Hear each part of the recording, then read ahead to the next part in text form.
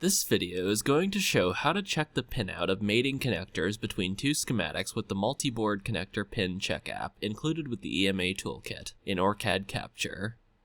Many projects have two or more PCBs in the same enclosure, which makes keeping track of pinouts between boards and components critical. The multi-board connector pin check app will check the pinout between the two connectors and automatically report any inconsistencies to ensure accurate communication between boards. Let's activate the multi-board connector pin check app and run a check between connectors included in two different schematics. Open the provided design in OrCAD Capture. Select EMA Toolkit, Multi-board connector pin check from the menu. The connector pin connectivity window opens. The open design will automatically be assigned as Design 1. Ensure that the Select Connector option for Design 1 is set to P1. Next, you need to select the other design and component to check connectivity with. Select Browse for Design 2. Select pinconnect2.dsn from the downloaded files and click Open. Ensure that the Select Connector option for Design 2 is set to J1. Ensure that the option for Choose Connectivity Type is set to Direct Connection. Other options are available to define the connection as mirrored or through an external file. Select Generate Report to create the report. Let's take a look at the results of the report.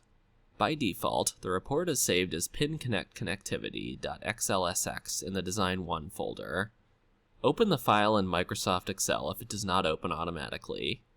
In the report, pin 12 on both P1 and J1 is highlighted in red, indicating that the signal names do not match. Close the report file. Let's correct this error by editing the second design.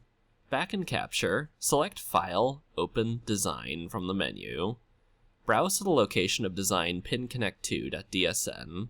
Select the file and click Open.